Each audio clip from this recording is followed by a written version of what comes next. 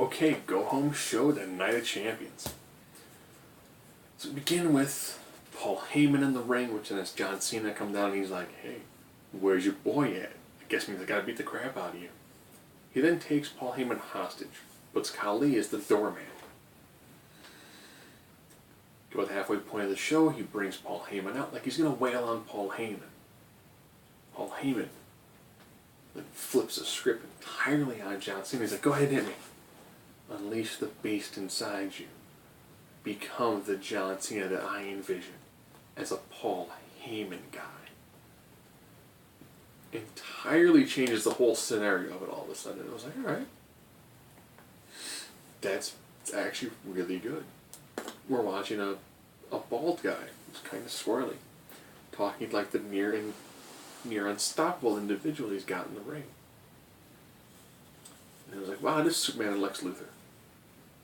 But then Lesnar comes down like the midpoint, thrashes Cena, and then as he's leaving, John jumps up from behind, begins to thrash him a little bit there.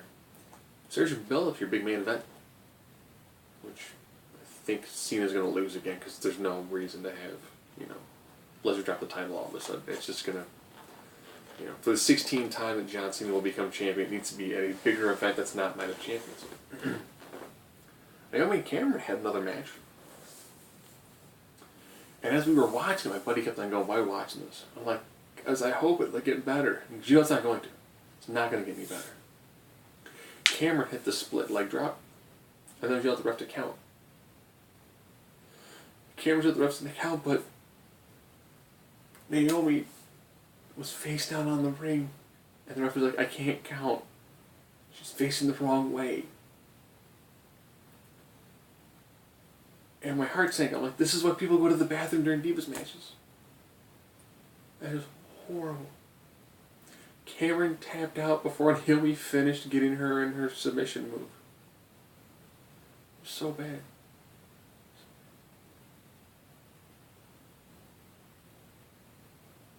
NXT had some awesome women's wrestling. This was just horrible. God, it was bad. But Paige and Nikki Bella weren't a tag team against Brie and AJ. Being with Nikki and Brie, but Nikki then tagged out, so it was just Brie and Paige pretty much destroyed Brie. And then Paige skipped around the ring as AJ skipped around the ring in synchronicity. And I was like, oh, please have that pay-per-view match be good between Paige, AJ, and Nikki. I hope it's like their promo they did on SmackDown. Where it's pretty much AJ and Paige talking, AJ and Paige. And they're calling Nikki Brie, and they're like, oh, it's okay, Brie. No, I'm Nikki. You're Nikki, right? Nikki? That's the one you are? Okay. And they just constantly pushed her out of the interview. That match needs to be AJ and Paige having a match. Nikki gets involved. They push her off the apron. They go back to having a match. Please don't put the title on Nikki, please. The Divas Vision has been through enough. At this rate, I watch NXT for my Divas wrestling. It's not AJ and Paige or Natalya. There's only women's wrestling on NXT. And TNA. And Shimmer. That's it. Big Show took on Bray Wyatt. And of course, as Big Show was getting the upper hand, family came in. But that's okay, because on SmackDown, the Wyatt family's taking on Big Show and the Usos. The Usos and Sheamus took on the team of Cesaro and the Dusts. Cesaro got pinned. Good match. Nice match. Worked well. If you watch SmackDown, you got to see The Miz and Damien Mizdow take on Dolph Ziggler and R. Ziggler. Yes, R-Truth dressed as Dolph Ziggler. They did that match again on Raw, and it was great. Oh, 4 workhorses. Match went well. It was like, this is wrestling. A little bit of goofiness. Because you had essentially 4 guys, but like 2 personas. Beautiful. Looked great. Do I picture any of the titles changing hands? I don't think that Ziggler loses to Miz. I think that's a great builder feud. I don't picture Sheamus. I love to see Sheamus lose to Cesaro. But Cesaro is in such a stalled position. I don't think that happening. Usos and the Dusts. Now that the Ascension has lost their tag belts, maybe they're the team that unseat the Usos. However, the Usos are currently the most dominant team in a pretty lean tag division. I think by having the Dust defeat the Usos, you at least can draw that out for a little while longer. Until they bring in the Ascension. The Ascension get their feet wet. The Ascension blow through a couple of the lesser-known tag teams. Get their feet in the door. Get themselves nice and grounded. Then you start working those 3 tag teams together. Maybe you can kind of rebuild a division around those 3 teams. Maybe.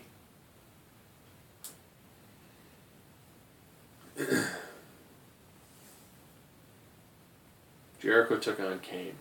Jericho got busted open in the match. Decent match. 2 guys who have got some miles on their bodies but can still do a good match.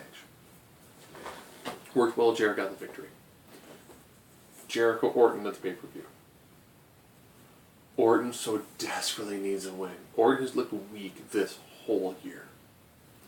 A feud with Jericho, this being Jericho's last match, will be a nice way to make it seem like, yeah, Orton really hasn't won it all this year for big matches.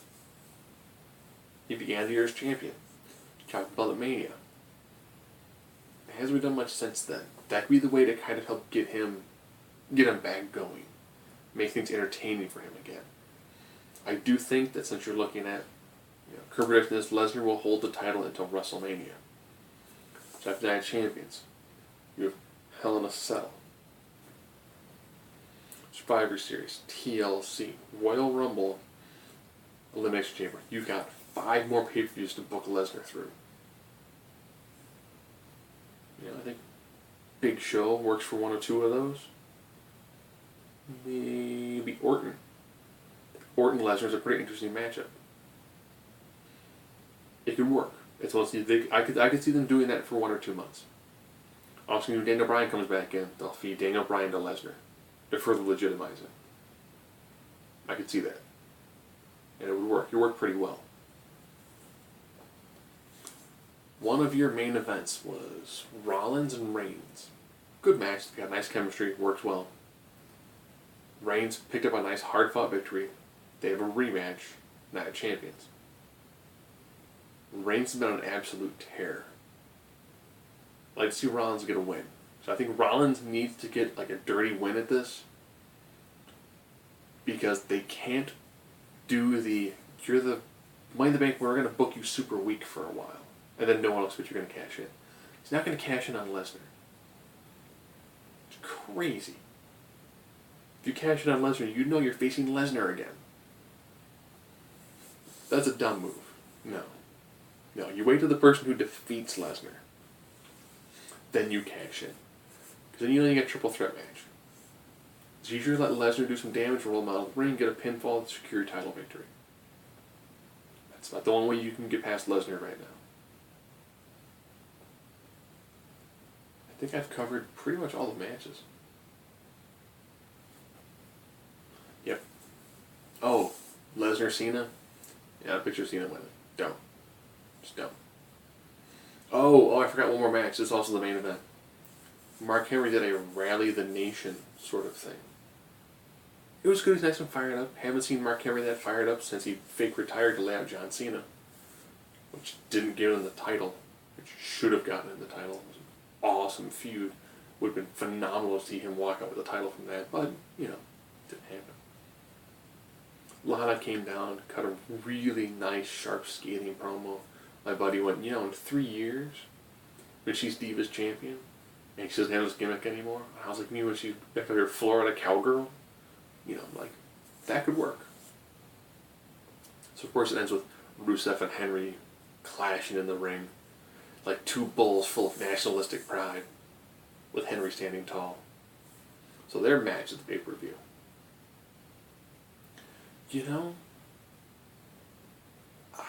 I hope that if they want to have Mark Henry win, I want him to come out looking like Apollo Creed.